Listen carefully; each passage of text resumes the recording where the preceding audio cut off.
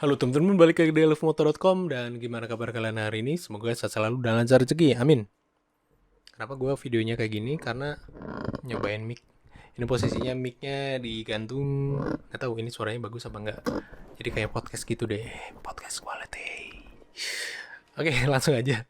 Jadi tar dulu, turunin set. Nah, di depan kalian ini ada Q-Cycle EF1 ya. Jadi sempat gue buat reviewnya di minggu lalu. Ini kenapa miring lagi? Oke. Udah sempat gue buat reviewnya di minggu lalu, jadi silahkan lihat di sini untuk videonya. Nah, ada yang berbeda nih dibandingkan minggu lalu untuk si Q-Cycle, yaitu cranksetnya. Tapi sebelum kita bahas lebih lanjut, bumper dulu. Let's go!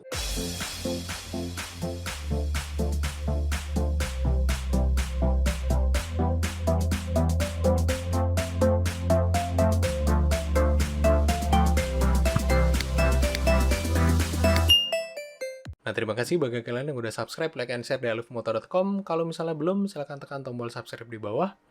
Oke, langsung aja. Alasan kenapa gue ganti untuk cranksetnya, karena ya tampilan ya. Pertama dari tampilan, kedua functionality-nya. Jadi tampilannya bagus, functionality-nya juga dapat juga. Terus terang gue pakai si Q-Cycle ini mentok gue goes dengan cadence gue maksimal itu sekitar 32 km per jam.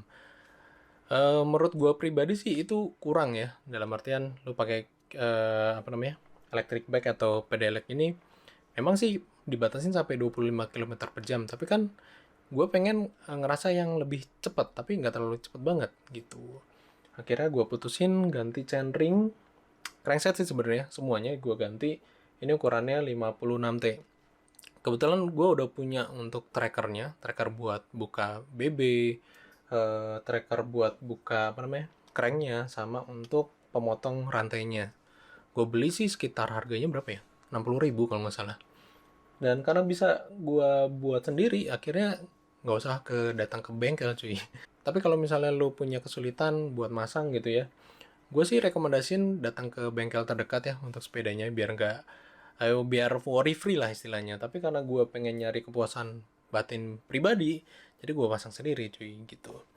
Nah, ada yang lucu sih sebenarnya kemarin, budget gue itu gue papras itu sampai 300.000 pokoknya. Pokoknya 300.000 tuh gue harus bisa ngubah untuk si cranksetnya ini, gimana pun caranya. Ada 3 opsi nih. Pertama gue beli crank baru, kedua gue gado-gado, ketiga gue beli crank second. Nah, untuk opsi yang pertama, gue tadinya pengen pakai untuk crankset dari Light Pro. Cuma pertimbangannya karena di luaran sana, di marketplace itu kan banyak Light Pro dengan harga 300 sampai 350 ribu. Pertama, over budget. Kedua, mungkin terlalu banyak KW-nya ya. Gue nggak bisa ngebedain, terus terang gue nggak bisa ngebedain antara Light Pro asli atau Light Pro palsu atau KW. Soalnya antara asli sama KW itu identikal banget cuy. Jadi kalau misalnya lu lihat secara sekilas, apalagi lu beli online, waduh itu gambling banget cuy. Daripada lu ngeluarin duit banyak tapi ternyata KW gitu kan, rasanya gimana gitu ya. Oke, untuk opsi ketiga gue ambil second. Nah, ini opsi terakhir sebenarnya. Gue mau ambil second, cuma gue nggak tahu histori dari pemilik sebelumnya. Apakah dia biayaan kayak gue kalau pakai sepeda gitu kan. Terus gue pilih opsi yang kedua. Opsi kedua ini dia gado-gado, dalam artian gue pakai part yang baru tapi dari sepeda lain. Kebetulan gue pakai crankset dari Viva. Ya, Afif atau Viva. Viva sih. Jadi crankset ini gue beli harganya 250.000. Kemudian untuk rantainya dari Pacific, ini 30.000 aja. Nah, biar nggak over budget, karena gue harus beli chainring terpisah. Ini kan harganya si bulan ini 200.000. Jadi tadi di total aja 250 tambah 30 kan 280. Tambah ini 200. Udah 480.000. Lah bang, katanya 300.000. Tenang, tapi kan itu gue jual cuy. Jadi dari 480.000 itu, untuk yang ini crankset gue jual 120.000 dan kebetulan udah laku. Kemudian untuk si chainringnya yang bawaan dari si Viva ukuran 42T, gue jual harganya 70.000. Jadi kan ada ya 300.000 lebih dikit. Jadi masuk akal lah. Untuk cara pasangnya gampang banget sih sebenarnya. Yang penting lu punya tracker untuk buka si chainringnya. Gue pengen buat untuk video terpisah ya untuk si cranksetnya ini. gimana sih bang cara buka untuk pedalnya, baik itu yang kanan atau yang kiri. Cuma pas kemarin gue kan udah kebelet pengen pasang ya hari Sabtu itu. Jadi hari Jumat gue lembur aja tuh. Barang nyampe sekitar jam 9, jam setengah 10 langsung gue bongkar-bongkar semua, dan itu kondisinya hujan banget, audionya jelek banget. Ya udah, gue batal deh buat video, buat konten baru. Nanti, tapi kalau misalnya lu pengen lihat untuk gimana caranya, itu gampang banget sih.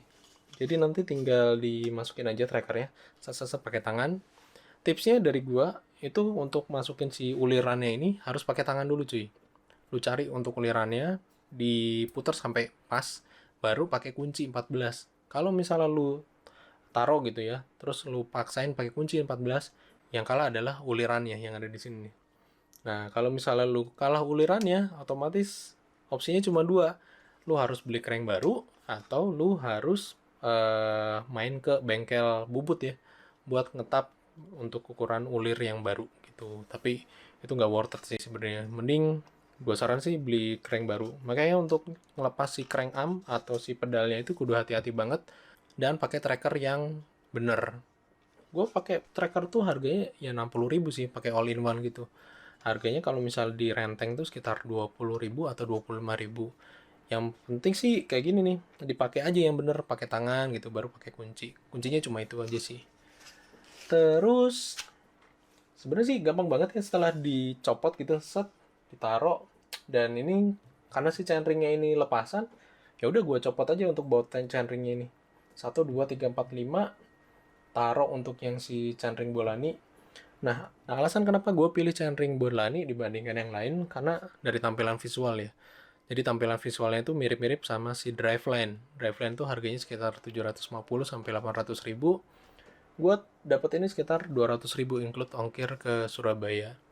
Jadinya ya wes, tara. Dan gue sempat nyoba untuk hari Sabtu kemarin, dari semula 32 km per jam sampai 33, ini bisa mentok sampai 40 sampai 42 km per jam.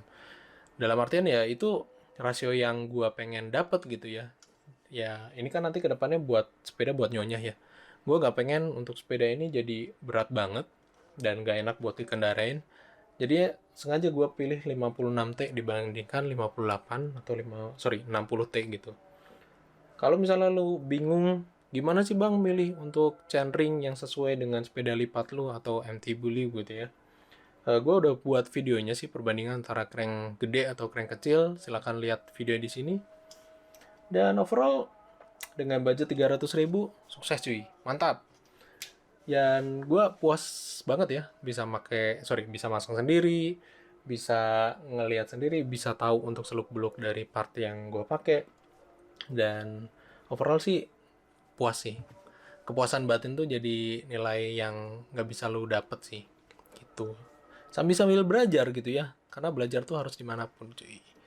Ya wis, gitu aja untuk hari ini. Terima kasih udah nonton di ilovemotor.com.